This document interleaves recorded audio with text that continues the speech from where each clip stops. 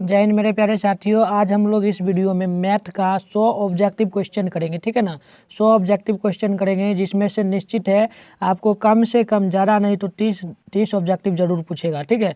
तो आप सभी वीडियो में बने रहिए, हम क्लास को शुरू करते हैं। और आप सभी वीडियो को अभी तक लाइक नहीं किया तो वीडियो को लाइक कर दो, और चैनल पर नए हो तो चैनल को भी सब्सक्राइब कर लेना। तो चलिए हमारा पहला सवाल देखिए।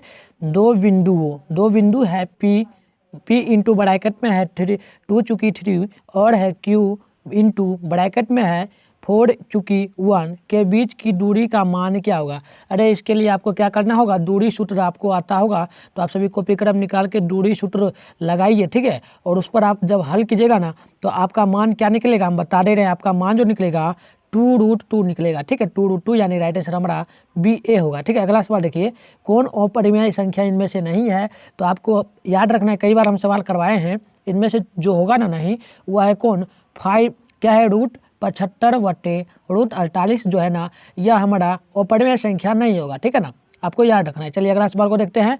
cos 18 degree minus sin 42 degree का मान क्या होगा।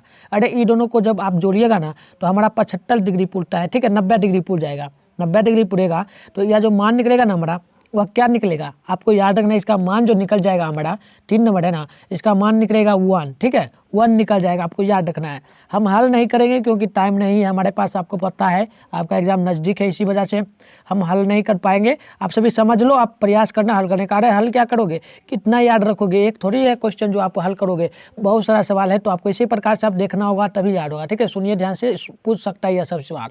तो चलिए सवाल देखिए। चौथा नंबर, बहुपद x² - 4x + 1 के शून्य का योग क्या होगा। अरे इसके लिए शून्य का योग बोल रहा है ना, तो आप इसका क्या कीजिएगा, हल कीजिएगा। किस विधि से, गुणनखंडन विधि से। जब हल कीजिएगा तो आपका मान जो निकलेगा ना वह 4 निकलेगा, ठीक है। आपका राइट आंसर जो हो जाएगा वह B होगा। अगला सवाल देखिए। द्विघात समीकरण दिया है 3x² - 2x + 1/2 बराबर 0 के विवेचक का मान क्या है, यानी शून्य, ठीक है। D पूछ रहा है, आपको पता होगा D बराबर होता है क्या, B², ठीक है ना। B² - 4AC। इस पर जब आप मान लगाइएगा तो ठीक है ना, आप सभी का देखिए ये हमारा ये हो जाता है, A हो गया ये, ठीक है। और ये हमारा B हो गया और ये हमारा C हो गया। आप मान बैठाए कल इस पर, इस सूत्र पर मान बैठाइएगा तो आपका मान जो निकलेगा ना, आंसर जो निकल के आएगा वो हमारा 4 निकलेगा, ठीक है। 4 निकलेगा, आपको याद रखना, इस प्रकार से निकाल लेना। हमारा 4 निकल जाएगा, 4 नहीं होगा, हमारा 5 नंबर सवाल था तो हमारा निकलेगा 1/2 निकलेगा मान, उस पर आप बैठाइएगा तब। चलिए अगला सवाल को देखिए और आंसर आप सभी प्रयास करो बताने का, ठीक है ना। नहीं हो सके तो कॉपी कलम निकाल लो, उस पर आप सभी लिखते जाओ क्वेश्चन को और बनाते जाओ, ठीक है। छठा सवाल देखो।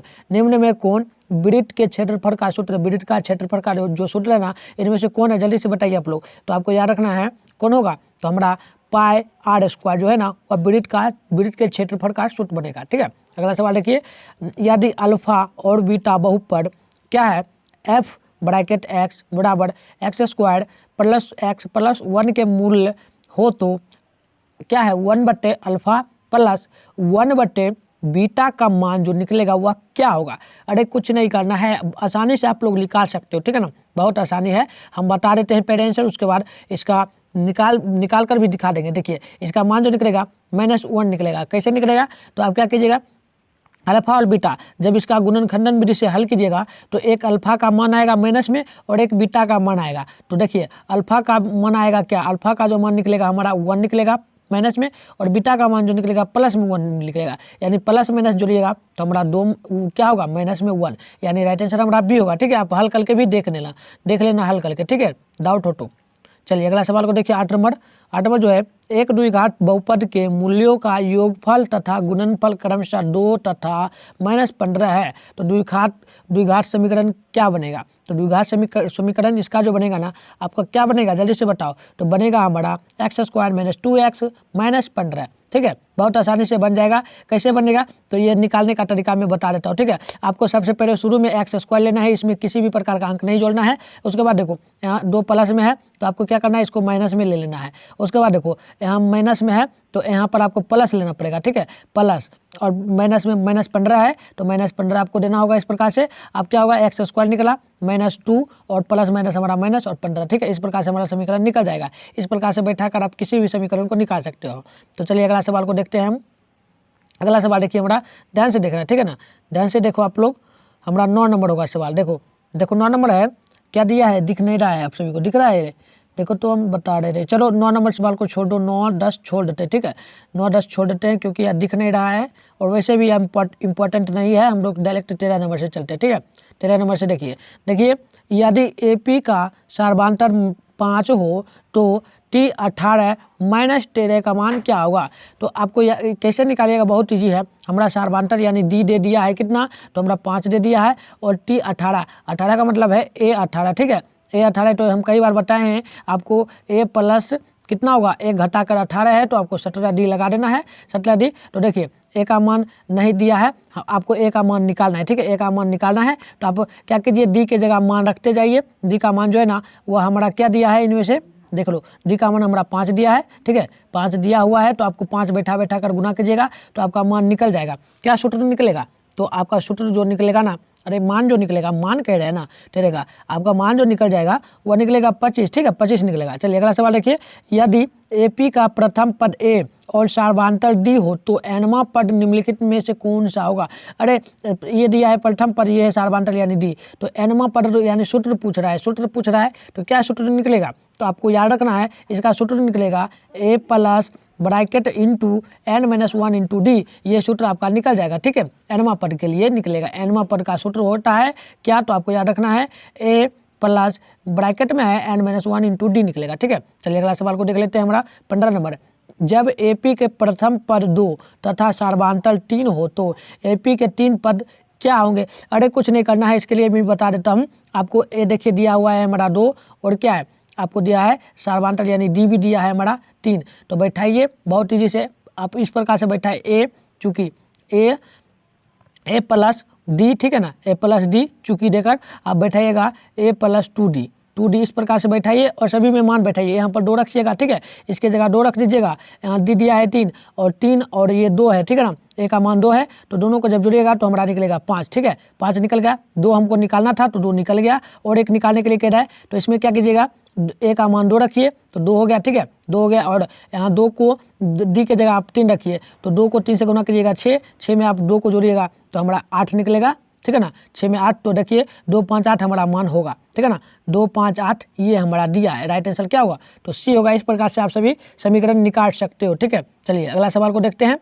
जो शॉर्ट में बन रहा है बना देते हैं, ठीक है ना, जो लंबा है उसको हम हल नहीं करेंगे क्योंकि क्वेश्चन बहुत ज़्यादा है, ठीक है। 6 नंबर सवाल देखिए, AP 4 चूँकि 6 चूँकि 16 चूँकि 22 चूँकि 28 का सार्वधांतर क्या होगा। अरे सार्वधांतर बहुत ईजी है, आप क्या कीजिए, द्वितीय पद में से प्रथम पद को घटाइए तो द्वितीय पद हमारा 10 है, 10 में से हम क्या करेंगे, -4 को घटाएंगे, -4 को तो क्या होगा, -4 को जब आप घटाइएगा, देखिए सही से घटा देना, -4 को घटाइएगा तो हमारा निकलेगा क्या, 6 दिया है ना, देखो 6 दिया है A में, राइट आंसर हमारा जो बनेगा ना वह A बनेगा, ठीक है, A हो जाएगा। चलिए अगला सवाल को देखिए, क्या है, त्रिभुज ABC में कोण AB एवं AC के मध्य बिंदु D एवं E इस प्रकार है कि D इंटू DE बराबर क्या है, DE बराबर BC तथा BC बराबर 8 सेंटीमीटर, तब D का मान क्या होगा। तो D का मान जब आप इसका हल कीजिएगा तो आपका मान जो निकलेगा ना वो हम लिखेगा 4 सेंटीमीटर, ठीक है। इस प्रकार का सवाल वैसे पूछता नहीं है लेकिन पूछेगा भी तो आपको हल करना पड़ेगा, ठीक है। चलिए अगला सवाल देखिए, 2 समरूप त्रिभुज की भुजाएं 4:9 के अनुपात में है, इन त्रिभुज के क्षेत्रफल का अनुपात क्या होगा। क्षेत्रफल का अनुपात क्या होगा, तो आपको क्या याद रखना है, आपको याद रखना है 16 चूँकि 81, कैसे, तो देखिए इजी से बता दे रहे हैं, 4 का क्या होगा, वर्गमूल, ठीक है ना, 4 का जब आप 4 गुने 4 कीजिएगा 4 चौक 16 होगा, ठीक है, स्क्वायर, और 9 का स्क्वायर जब कीजिएगा तो आपका क्या 9 81, इस प्रकार से आपको निकाल लेना है, ठीक है। चलिए अगला सवाल को देखते हैं, 19 नंबर होगा, ध्यान से देखना आप लोग, ध्यान से देखिए, थोड़ा इधर करते हैं, ठीक है ना। देखिए 19 नंबर, किसी समबाहु त्रिभुज की भुजा 2a, ठीक है ना, 2a हो तो इसकी ऊंचाई क्या होगी।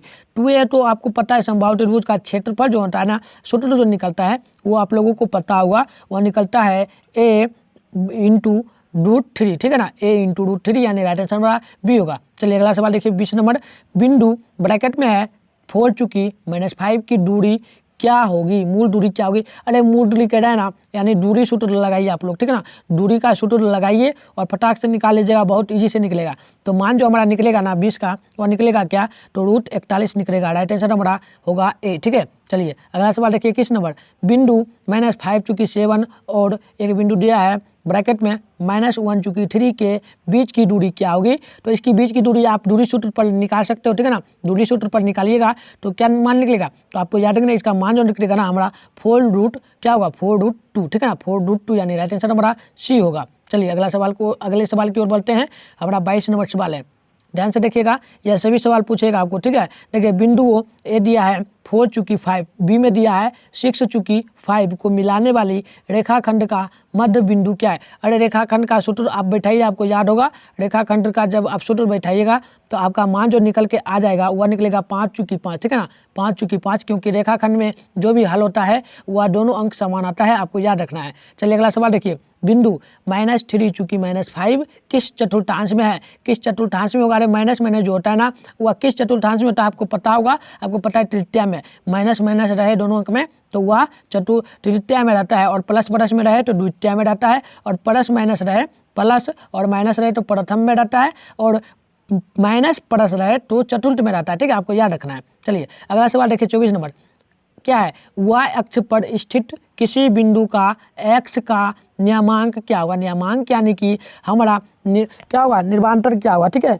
निर्वांतर क्या होगा वही पूछा जा रहा है। तो आपको याद रखना है क्या होगा, तो आपका 0 हो जाएगा, ठीक है। 24 का क्या होगा 0, आपको याद रखना है। वही आपको एक और सवाल दे देते हैं, x अक्ष बराबर पूछे तो आपको क्या याद रखना है, नियमांक। तो x बराबर दे दे और आपको y का नियमांक पूछे तो आपको याद रखना है 0 होगा, ठीक है, 0 होगा। इस प्रकार से आपको याद रखना है। चलिए अगला सवाल को देखते हैं, 25 नंबर है। 25 नंबर ध्यान से देखिएगा, यदि tan थीटा बराबर √3 है तो थीटा का मान क्या निकलेगा।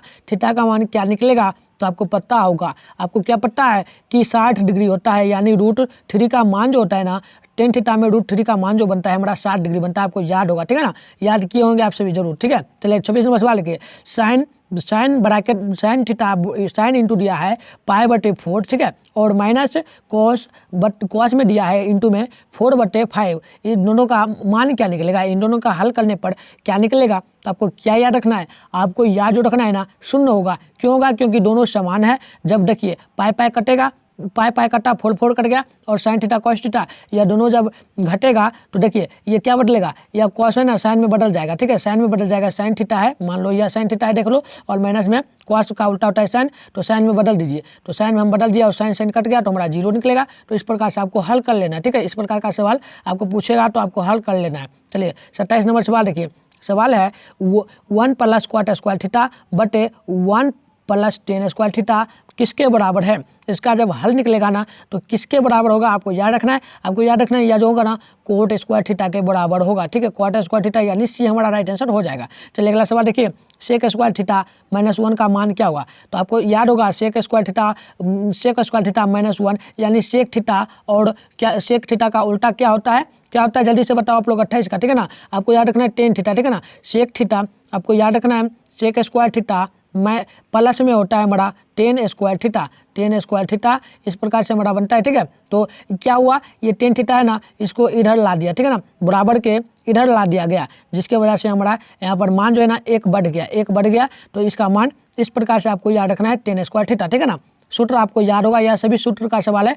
सूत्र जब तक आपको याद नहीं रहेगा तब तक आपको सवाल नहीं बनेगा, ठीक है। देखिए 29 नंबर सवाल क्या है, 2 × cot² थीटा बराबर इंटू में दिया है 67 डिग्री, ठीक है ना, और दिया है बटे में साइन कितना है 23 डिग्री का मान क्या होगा। अरे ये दोनों का मान क्या करना है, आप दोनों को देखिए, ये जो है ना इसको यहाँ पे रखना है, इसको यहाँ पे जब रखिएगा और जब काट खोट कीजिएगा तो आपका हल जो निकलेगा ना 29 का वह निकल जाएगा क्या, तो इनमें कोई नहीं, क्योंकि इसमें किसी भी प्रकार का हल ही नहीं होगा, ठीक है, तो याद रखना है। चलिए अगला सवाल देखिए 30 नंबर क्या है, 7 sin थीटा + 3 cos² थीटा बराबर 4 दिया है। तब हमको हल क्या करना है, सेक थीटा + कोसेक थीटा के बराबर इनमें से मान क्या निकलेगा। तो क्या निकलेगा, तो आप लोग जब भी हल कीजिएगा तो आपका मान जो निकलेगा क्या निकलेगा 2/√3 + 2, ठीक है ना, ये हमारा निकल जाएगा मान। चलिए अगले सवाल की ओर बढ़ेंगे हम लोग। चलिए अगला सवाल देखिए, हमारा इधर दिया गया है, इसको थोड़ा छोटा कर लेते हैं, ठीक है ना। काफ़ी महत्वपूर्ण सभी सवाल है, यही सवाल पूछेगा, यदि ये ना पूछे तो इसी से रिलेटेड सवाल पूछेगा, इसलिए आप ध्यान से देख लो तो आप एग्जाम में, आपको एग्जाम में किसी भी प्रकार का दिक्कत नहीं होगा, ठीक है। देखिए यदि साइन एक्स स्क्वायर थीटा बराबर क्या है, साइन अल्फा एक्स, ठीक है ना, और साइन अल्फा, तब अल्फा का मान क्या निकलेगा, तो अल्फा का क्या मान निकलेगा आपको पता होगा, आप सूत्र याद किए होंगे, 31 का है ना, तो आप सूत्र याद किए होंगे, क्या है, अल्फा बटे 180 डिग्री बटे एक्स। कैसे निकलेगा तो ध्यान से देखना आप लोग, हम बता दे रहे हैं। देखिए साइन थीटा है, साइन में एक्स दिया है और इसमें अल्फा में दिया है क्या, तो साइन में अल्फा दिया है। अल्फा का मान होता है हमेशा 180 डिग्री, ठीक है ना, 180 डिग्री होता है। तो आप क्या कीजिएगा 180 में, और यहाँ पे हमारा क्या दिया है थीटा, तो थीटा इसमें लगा देना आपको, और एक्स यहाँ दिया है तो एक्स बराबर में इंटू में कर देना है, गुना में, ठीक है ना। तो यह मान निकल जाएगा, इस प्रकार से आपको याद रखना है। चलिए 32 नंबर सवाल देखिए, दिया है √3 सेक थीटा बराबर 2, तो थीटा का मान क्या होगा, तो थीटा का मान क्या होगा आपको पता होगा, सेक में √3 का मान जो होता है ना हमेशा किसके बराबर होता है, अरे ये इसमें दिया है, आपको क्या करना है, इधर उठा के ला देना है, और क्या है √3 बटे 2। अब बताइए सेक स्क्वायर थीटा में √3 बटे 2 का मान क्या होता है, तो आपको याद होगा, क्या याद होगा, अरे आपको हमेशा याद रखना है 30 डिग्री होता है, ठीक है ना, 30 डिग्री के बराबर होता है √3 बटे 2, ठीक है ना। चलिए अगला सवाल को देखिए, हमारा ये सवाल है, इसको थोड़ा ऊपर कर लेते हैं, 33 नंबर, ठीक है। हम करीब 100 सवाल करेंगे, ठीक है ना, 100 सवाल आप लोगों को वीडियो छोड़ना नहीं, छोड़ेगा तो आप ही पछताएगा, ठीक है ना। देखिए यदि सूरज की किरण का झुकाव 45 डिग्री से 60 डिग्री बढ़ता है तो मीनार की छाया की लंबाई 50 सेंटीमीटर घट जाती है, तो मीनार की ऊंचाई में क्या होगी, मीनार की ऊंचाई मीटर में क्या होगी, तो क्या होगी, आप इसका जब हल कीजिएगा तो आपका मान जो निकलेगा 25 × 3 + √3, ठीक है ना, ये हमारा मान निकलेगा, राइट आंसर हमारा डी होगा। चलिए अगला सवाल देखिए, धरती पर एक मीनार ऊर्ध्वाधर खड़ी है, ठीक है ना, धरती के एक बिंदु से जो मीनार के पाद बिंदु से 15 मीटर दूरी है, मीनार के शिखर का उन्नयन कोण 60 डिग्री है, तो मीनार की ऊंचाई बताइए। तो मीनार की ऊंचाई क्या होगा, अरे बहुत ईजी है, आप सभी को पता होगा, ये शॉर्ट में सवाल है, ठीक है ना, ये ऑब्जेक्टिव वाला सवाल है, या आपके एनसीईआरटी बुक में भी दिया होगा, तो आप इसका हल कीजिएगा ना तो बहुत ईजी से निकलेगा हमारा क्या, 15 × √3, ठीक है ना, 15 × √3, राइट आंसर हमारा ए होगा। आप सभी हल करना, ठीक है, हल कीजिएगा तभी आपको याद रहेगा, वैसे मैथ का सवाल एक भी याद नहीं रहता, याद करने का यह है ही नहीं, ठीक है, तो आपको हल करना पड़ेगा, एक एक सवाल को हल कीजिए, ठीक है। देखिए एक बिंदु Q से एक वृत्त पर स्पर्श रेखा की लंबाई 24 सेंटीमीटर है तथा Q की केंद्र से दूरी 25 सेंटीमीटर है, तो वृत्त की त्रिज्या क्या होगी, वृत्त की त्रिज्या क्या होगी, वृत्त की त्रिज्या का सूत्र आप लोग लगाइए और आसानी से निकल जाएगा आपका मान क्या, 7 सेंटीमीटर, ठीक है, 7 सेंटीमीटर। चलिए अगला सवाल देखिए, एक वृत्त में कितनी स्पर्श रेखाएं होती है, तो आपको मैंने कई बार बताया इस प्रकार का वृत्त होता है, इसमें 2 स्पर्श रेखाएं हम खींच सकते हैं, उससे ज़्यादा नहीं, तो हमारा 2 राइट आंसर हो जाएगा, ठीक है, 2 होगा, आपको याद रखना है, 36 का ए नंबर होगा, ठीक है, 36 का ए होगा, आपको याद रखना है। चलिए अगला सवाल देखिए 37 नंबर, ध्यान से देखिएगा, काफी महत्वपूर्ण सवाल है 37 नंबर, वह रेखा जो वृत्त से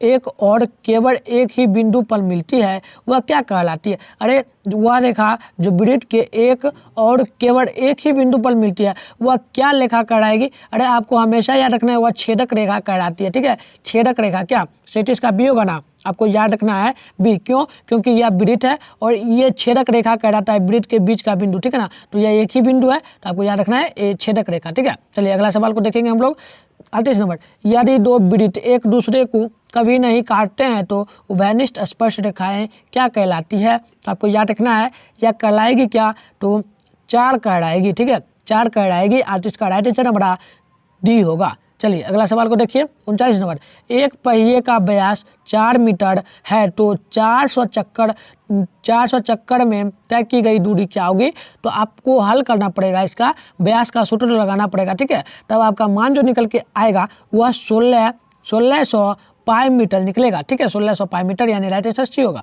चलिए अगले सवाल की ओर बढ़ते हैं, हमारा 40 नंबर होगा, ध्यान से देखना, यदि किसी वृत्त की परिधि और क्षेत्रफल समान हो तो वृत्त की त्रिज्याएं क्या होगी, तो आपको याद रखना है वृत्त की त्रिज्याएं जो होगी वह 2 इकाई होंगी, यानी राइट आंसर हमारा ए होगा। अगला सवाल देखिए, एक वृत्त का व्यास डी, व्यास को डी से सूचित किया जाता है, तो एक वृत्त का व्यास हो तो परिधि क्या होगी, एक वृत्त का व्यास यानी वृत्त का सूत्र हमसे पूछा जा रहा है, ठीक है ना, वृत्त की सूत्र की परिधि व्यास का परिधि पूछा जा रहा है सूत्र, तो आपको याद रखना है इसका सूत्र जो होता है π/d होगा। राइट आंसर हमारा बी होगा। अगला सवाल देखिए, यदि घन की भुजा ए सेंटीमीटर हो तो विकर्ण की लंबाई ज्ञात कीजिए। विकर्ण की लंबाई ज्ञात कीजिए, तो आपको याद रखना है पाई क्या है √3/a। राइट आंसर हमारा बी हो जाएगा। चलिए अगले सवाल की ओर बढ़ते हैं।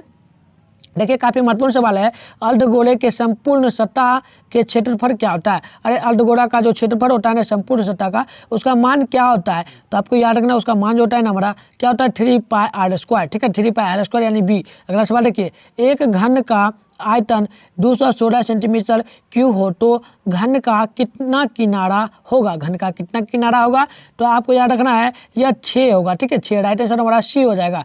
अगला सवाल देखिए, किसी और क्या है असममित बंटन का माध्य और माध्य क्रमशः क्या है 26.8 और है 27.9 हो तो बहुलक क्या होगा। बहुलक क्या होगा, अरे ये दोनों को जब जोड़िएगा तो आपका मान जो निकलेगा ना 45 का है ना, तो आपका मान निकलेगा 13.1 यानी 30.1। चलिए अगले सवाल की ओर बढ़ते हैं। हमारा 46 नंबर सवाल होगा। देखिए 46 नंबर सवाल देखिए क्या है 2 6 4 5 0 1 1 3 2 का बहुलक क्या होगा। तो बहुलक क्या होगा आपको हमेशा याद रखना है, इसका बहुलक 46 है ना 2 होगा, क्योंकि बहुलक जब भी पूछा तो आपको प्रथम पद ले लेना है। प्रथम पद जो भी होगा वो हमारा बहुलक कहलाएगा। ठीक है, तो यानी राइट आंसर हमारा ए होगा। अगला सवाल देखिए, सभी वर्ग किस प्रकार के होते हैं। सभी वर्ग किस प्रकार के होते हैं, आप याद किए होंगे ये सभी वर्ग समरूप होते हैं। ठीक है, समरूप होते हैं। राइट आंसर ए होगा। अगला सवाल देखिए, एक पासा को उछालने पर सम संख्या आने की प्रायिकता कितनी होगी। यानी सम संख्या आने की प्रायिकता कितनी होगी, तो आपको याद रखना है 1/2। क्यों, क्योंकि सम संख्या जो होती है वह 2 से शुरू होती है, 2 4, यानी कि जो 2 से पूरा भाग लग जाए उसे हम सम संख्या कहते हैं। तो 1/2 इस प्रकार से लिख सकते हैं। ठीक है, या तो आप ये भी आंसर दे सकते थे, लेकिन आंसर हमारा शुरू का जो अंक आएगा सम का संख्या शुरू से जो रहेगा वही आपको आंसर मानना है। ठीक है, राइट आंसर ए होगा। चलिए अगले सवाल की ओर बढ़ते हैं। हमारा 49 नंबर होगा, असंभव घटना की प्रायिकता क्या होगी। असंभव घटना की प्रायिकता जब भी आपको पूछे ना 0 होगी, यानी कि किसी भी प्रकार का संभावना लगाई ही नहीं जा रहा है, यानी कुछ काम हो ही नहीं रहा है। ठीक है, अगला सवाल देखिए, निम्न में से कौन सी घटना की प्रायिकता नहीं हो सकती है। घटना की प्रायिकता इनमें से कौन नहीं हो सकती है, तो आपको हमेशा याद रखना है -2। ठीक है ना, -2 यानी कि माइनस में चल गया तो किसी भी प्रकार का घटना का प्रायिकता नहीं हो सकता है। चलिए अगले सवाल की ओर हम बढ़ेंगे। अगला सवाल हमारा होगा 51 नंबर। ध्यान से देखना आप लोग, इसको थोड़ा जूमिंग कर लेते हैं। ठीक है, देखिए बताइए, काफी महत्वपूर्ण सवाल है। निम्न में से कौन परिमेय संख्या है। इनमें से कौन परिमेय संख्या है, तो आपको याद रखना है 3√5/√5। क्योंकि कैसे होगा तो बता दे रहे हैं, आप जब √5 को काटिएगा तो आपका मान 3 निकलेगा, तो 3 जो है ना यह परिमेय संख्या होगा। ठीक है, इस प्रकार से याद रखना है। अगला सवाल देखिए, घाट एक वाले बहुपद क्या कहलाते हैं। यानी x², इस पर एक घाट होता है। ठीक है ना, x दिया है तो ये घाट 1 हो गया, तो इस पर क्या कहलाएगा, अरे रैखिक कहलाएगा। ठीक है ना, रैखिक कहलाता है इस प्रकार का समीकरण।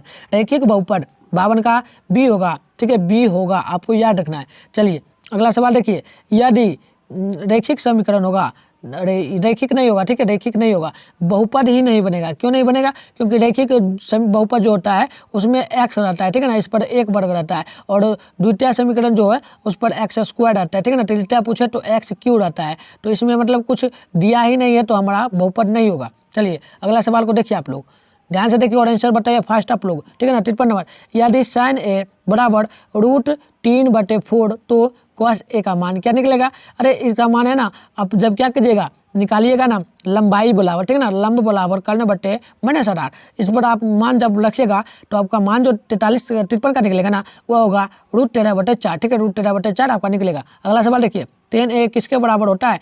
tan a किसके बराबर होता है, तो आपको क्या रखना है, tan a जो होगा ना हमारा वह cot 90 डिग्री -a के बराबर होता है, यानी क्या होगा, राइट आंसर ए होगा। ठीक है, चलिए अगले सवाल को देखते हैं। 55 नंबर होगा। ठीक है, 55 नंबर देखो, किसी बिंदु की x अक्ष से दूरी उस बिंदु की क्या कहलाती है। x अक्ष से दूरी जो होगी ना वह क्या कहलाती है, आपको याद होगा, वह हमारा भुज कहलाता है। ठीक है, भुज।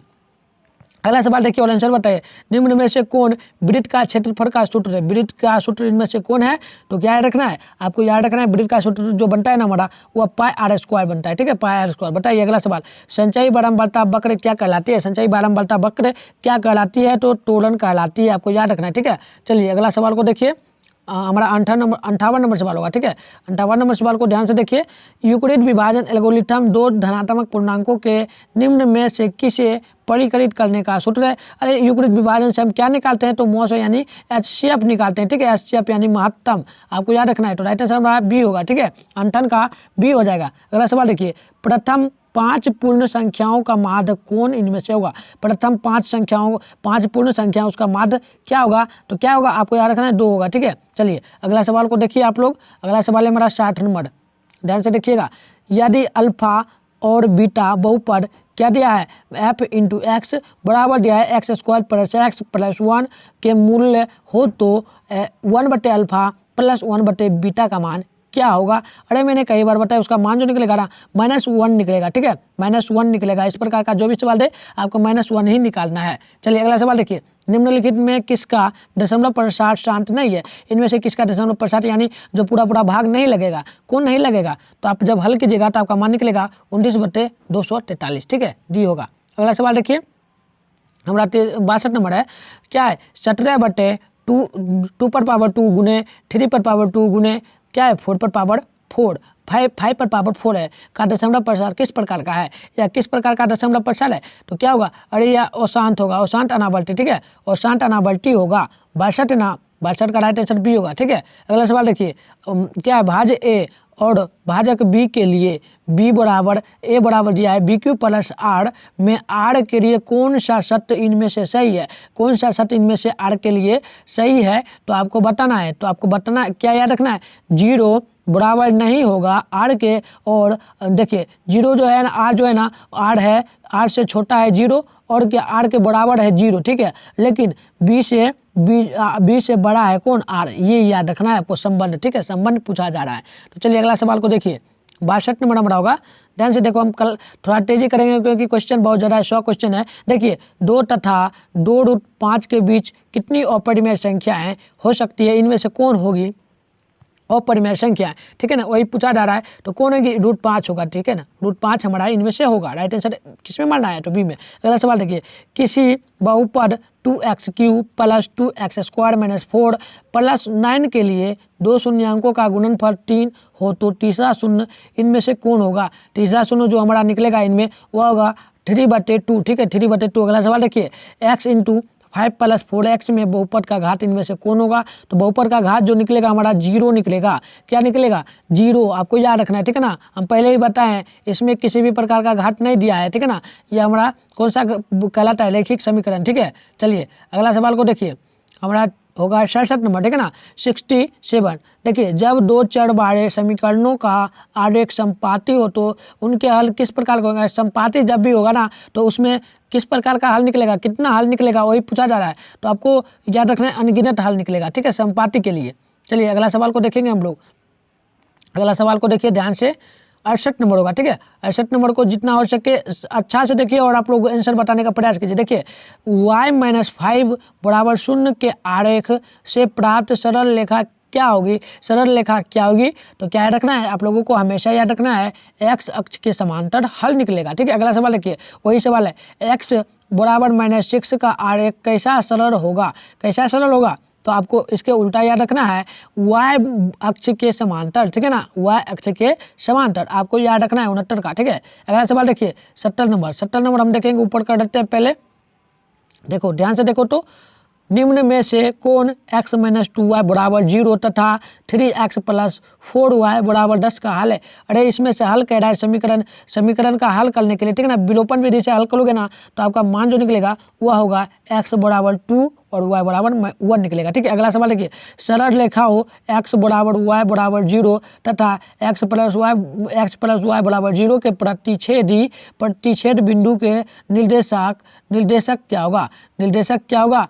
क्या रखना है आपको हमेशा याद रखना है इसका मान जो निकलेगा ना वह 0 चूंकि 0 निकलेगा, ठीक है, 0 चूंकि 0। अगला सवाल को देखिए, 72 number, x square minus 7x plus Q बराबर 12 के मूल्यों का गुणनफल -6 हो तो क्यू का मान क्या होगा। तो क्यू का मान जो निकलेगा हमारा वह निकल जाएगा 4, ठीक है, 4 निकल जाएगा, हल कीजिएगा जब, तो आपको याद रखना है। चलिए अगला देखिए 73 नंबर, 73 नंबर ध्यान से देखिए, पी के लिए मान, पी के किस मान के लिए समीकरण P x square plus 4x plus 1 बराबर 0 के मूल वास्तविक और समान होंगे तो क्या मान निकलेगा। तो मान जो निकलेगा हमारा 4 निकलेगा, ठीक है। अगला समीकरण देखिए, समीकरण 3 × 3x Q x square plus 10x plus √3 बराबर 0 के विवेचक क्या होंगे, यानी विभांतर क्या होगा। तो क्या होगा, अरे आपको डी बराबर कई बार बताए हैं, डी बराबर सूत्र लगाना है बी स्क्वायर माइनस 4ac, इस पर आप मान बैठाइए तो आपका मान आसानी से निकल जाएगा। तो 74 का राइट आंसर जो हमारा बन जाएगा वह 64 बन जाएगा, ठीक है। अगला सवाल देखिए, n पदों वाले समांतर श्रेणी का योग n स्क्वायर माइनस 2n हो तो उसका पांचवा पद क्या होगा। अरे पांचवा पद निकालिए ना, पांचवा पद जब nवां पद बराबर निकालिएगा पांचवा पद, तो आपको क्या मान निकलेगा, n के जगह 5 रख दीजिए और मान बैठाइए तो आपको क्या निकलेगा, आपका जब मान निकलेगा ना 75, मान जो निकल के आएगा वह 7 निकलेगा, ठीक है, राइट आंसर भी होगा। चलिए अगला सवाल को देखते हैं 76 नंबर, 76 नंबर देखिए, संख्याएं 4 एवं 12 के बीच समांतर माध्य कौन है, कौन होंगे इनमें से समांतर माध्य। तो आपको हमेशा याद रखना है, क्या रखना है, तो याद रखना है हमारा जो मान निकलेगा 76 है ना, 76 का हमारा मान 8 निकलेगा, ठीक है। अगला सवाल देखिए, n लगातार प्राकृतिक संख्याओं का योग क्या होता है, n वाले लगातार प्राकृतिक संख्याओं का योग क्या होता है, आपको याद रखना है, क्या याद रखना है, n इंटू ब्रैकेट में n + 1/2 यह मान निकलता है, ठीक है। चलिए अगला सवाल को देखेंगे हम लोग, हमारा 78 नंबर सवाल होगा, ठीक है ना। 78 नंबर ध्यान से देखना, यदि क्या है, त्रिभुज पी क्यू आर में पी क्यू बराबर 13 सेंटीमीटर और क्यू आर बराबर 12 सेंटीमीटर और पी आर बराबर 5 सेंटीमीटर हो तो कौन जो है समकोण इनमें से होगा, कौन समकोण होगा। तो अरे आपको याद रखना है बीच वाला कौन समकोण होता है, यानी क्यू समकोण होगा, ठीक है। 78 का आपको याद रखना है, क्यू नहीं होगा, क्यों नहीं होगा, क्योंकि आपको याद रखना है, देखिए इनमें सभी में आर मिल रहा है, ठीक है ना, आर जो में मिलता है वही हमारा समकोण होगा और क्या होगा, कोण आर। चलिए अगला सवाल को देखिए, क्या है, त्रिभुज एबीसी में ए बी बराबर 6 सेंटीमीटर और बी सी बराबर 12 और सी ए बराबर 6√3 सेंटीमीटर हो तो √a का मान निकालिए, ठीक है ना, कोण ए का मान निकालिए। तो कोण ए का मान जो हमारा निकलेगा वह निकलेगा 90 डिग्री, ठीक है, 90 डिग्री। चलिए अगला सवाल को देखते हैं, हमारा 80 नंबर होगा। कुछ ही सवाल बच्चा, आप लोगों को वीडियो को छोड़ना नहीं है और अभी तक आप लोगों ने वीडियो को लाइक नहीं किया है तो वीडियो को लाइक कर दीजिए। इस प्रकार से एक निशान बना होगा, उस पर आप टैप करके अपने दोस्तों को भी क्लास में जोड़िए और चैनल पर नहीं हो तो चैनल को भी सब्सक्राइब कर लेना। देखिए सवाल जो है, दो समरूप त्रिभुजों के क्षेत्रफलों का अनुपात 49:52 है तो इसका मान, इसका संगत भुजाओं का अनुपात क्या होगा। तो आपको याद रखना है, देखिए 7 का 49 होगा, ठीक है ना, 7 7 49 होता है और 25 यानी राइट आंसर हमारा सी निकलेगा, ठीक है, सी निकल जाएगा, 80 का सी होगा, आपको याद रखना है। चलिए अगला सवाल देखिए 81 नंबर, क्या है, y अक्ष से 5 इकाई दाईं ओर और x अक्ष से एक बिंदु P स्थित है तो P के निर्देशांक क्या होंगे। तो आपको याद रखना है 81 का राइट आंसर होगा 5 चूंकि 0, ठीक है ना, 5 चूंकि 0 हमारा निकलेगा। चलिए अगला सवाल को देखते हैं, हमारा 42 नंबर है, बिंदु P इंटू ब्रैकेट x चूंकि y की मूल बिंदु से दूरी क्या होगी। तो मूल बिंदु से दूरी जो निकलेगी ना हमारा वह होगा √x² + y², ठीक है ना। अगला सवाल को देखिए, दो बिंदु P इंटू में ब्रैकेट में दिया है 3 चूंकि -3 और क्यू में दिया है 3 चूंकि -3 को मिलाने वाली लेखाखंड के मध्य बिंदु के नियमांक क्या होंगे। तो क्या होंगे, आपको याद रखना है, या 0 चूंकि 0 होता है, ठीक है ना, राइट आंसर सी होगा। अगला सवाल देखिए 84 नंबर, देखिए किसी त्रिभुज के तीनों शीर्ष के नियमांक 0 चूंकि 4 और चूंकि दिया है ब्रैकेट में 0 चूंकि 0 तथा 3 चूंकि 0 हो तो इसकी परिमिति क्या होगी, परिमिति क्या होगी। तो परिमिति जो निकलेगा ना हमारा वो निकलेगा 12 इकाई, ठीक है, 12 इकाई। चलिए अगला सवाल को हम लोग देखेंगे 85 नंबर, ध्यान से देखना, यदि क्या है √2 साइन थीटा बराबर 1 हो तो थीटा का मान क्या निकलेगा। तो आपको याद रखना इसका मान जो निकलेगा ना 85 नंबर है हमारा, उसका मान 45 डिग्री के बराबर होगा, ठीक है ना। कैसे, तो देखिए 1 है और बट्टे में देखिए यहाँ पे आप क्या कीजिएगा 1/√2 जब कीजिएगा तो हमारा मान जो निकलेगा 1/√2 का मान होता है 45 डिग्री साइन थीटा में, ठीक है ना। साइन थीटा में आपको याद होगा, ठीक है। तो याद रखना इस प्रकार से। अगला सवाल देखिए, यदि साइन ए बराबर 3/5 हो तो कॉस ए का मान क्या निकलेगा। तो कॉस ए का मान जो निकलेगा हमारा 4/5 निकलेगा, ठीक है। चलिए अगला सवाल को देखते हैं, हमारा 87 नंबर होगा 87, ठीक है।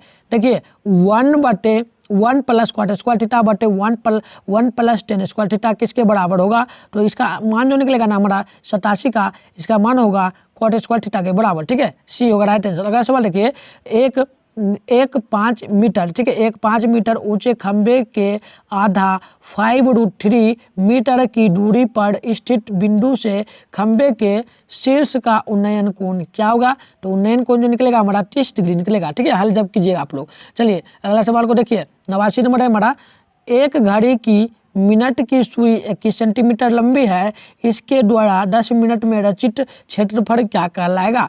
तो 21 सेंटीमीटर की एक सुई है, वह 10 मिनट में कितना सेंटीमीटर स्क्वायर चलेगा। तो कितना चलेगा, तो आपको याद रखना है क्या होगा 231 सेंटीमीटर स्क्वायर, ठीक है। राइट आंसर सी होगा। चलिए अगला सवाल को देखते हैं, 90 नंबर, एक स्तंभ की छाया की लंबाई स्तंभ की ऊंचाई से √3 गुनी है तो सूर्य का उन्नयन कोण क्या होगा। तो सूर्य का उन्नयन कोण जो निकलेगा 30 डिग्री हमारा निकलेगा, राइट आंसर ए होगा, ठीक है ना।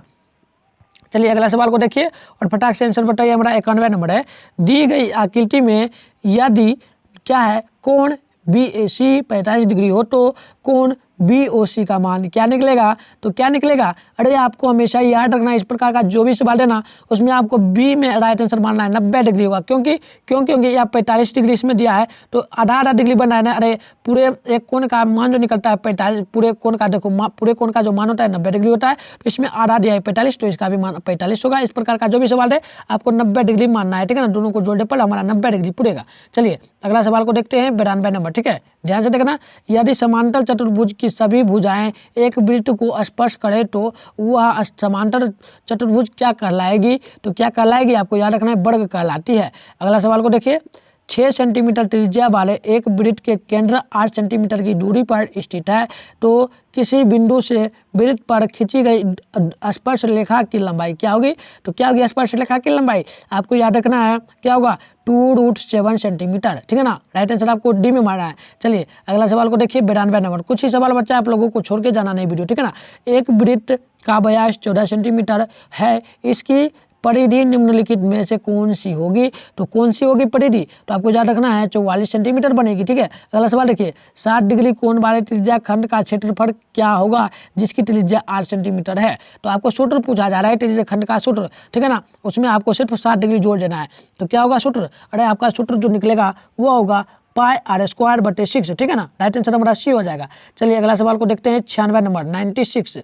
देखिए एक बाल्टी के वृत्ताकार सिरों की त्रिज्या 35 सेंटीमीटर और 14 सेंटीमीटर है और बाल्टी 40 सेंटीमीटर है तो इसका आयतन क्या होगा। तो इसका आयतन जो निकलेगा ना हमारा वो निकलेगा कितना 80080, ठीक है ना, सेंटीमीटर क्यूब, यानी कि कितना है, यानी कि 80,080 सेंटीमीटर क्यूब होगा, ठीक है। अगला सवाल देखिए, घनाभ के कोणों की लंबाई क्रमशः 3 सेंटीमीटर 4 सेंटीमीटर और 12 सेंटीमीटर है तो घनाभ का विकर्ण क्या होगा। अरे इस सबको आप जोड़िएगा जब इस सबको ना तो आपका मान जो निकलेगा 97 है ना, 97 का मान निकलेगा 13 सेंटीमीटर, ठीक है ना, 13 सेंटीमीटर, बहुत ईजी से निकल जाएगा। चलिए अगले सवाल की ओर बढ़ते हैं। हमारा अगला सवाल जो है ना यह दिया गया है इस प्रकार से, ठीक है ना।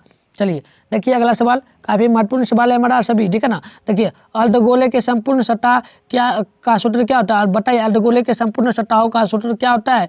तो आपको याद रखना है सूत्र जो बनता है ना 2πr² बनता है, ठीक है। अगला सवाल देखिए, x चूंकि 3 चूंकि 4 चूंकि 6, ठीक है ना, x चूंकि 3 चूंकि 4 चूंकि 5 चूंकि 7 6 का माध्य इनमें से 5 है तो x का मान क्या निकलेगा। तो x का मान जो निकलेगा हमारा 1 निकलेगा 7, ठीक है ना, 7 निकल जाएगा। चलिए अगला सवाल को देखिए और ध्यान से बताइए, यह काफी महत्वपूर्ण सवाल है हमारा 100 नंबर, ठीक है ना। 100 नंबर, यदि किसी घटना की प्रायिकता P ब्रैकेट E कि से निरूपित है तो मान क्या निकलेगा, तो मान जो निकलेगा आपका निकलेगा 0 जो है ना 0 p से बड़ा है और p के बराबर है, और या एक जो है ना यह p से बड़ा है, ठीक है ना। तो यानी कि p छोटा है और 0 और 1 जो है ना बड़ा है, हमेशा बड़ा रहेगा। इस प्रकार का जो भी सवाल है। तो चलिए दोस्तों, आज का सवाल आप सभी को कैसा लगा कमेंट बॉक्स में बताना, और वीडियो को अभी तक लाइक नहीं किया तो वीडियो को लाइक कर देना, और चैनल पर नहीं होंगे तो चैनल को आप लोग सब्सक्राइब कर लेना, ठीक है।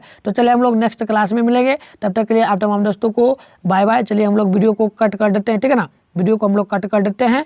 आप सभी चैनल पे नए होंगे तो चैनल को भी सब्सक्राइब कर लीजिएगा। तो चलिए नेक्स्ट क्लास में मिलेंगे, तब तक के लिए आप तमाम दोस्तों को बाय बाय।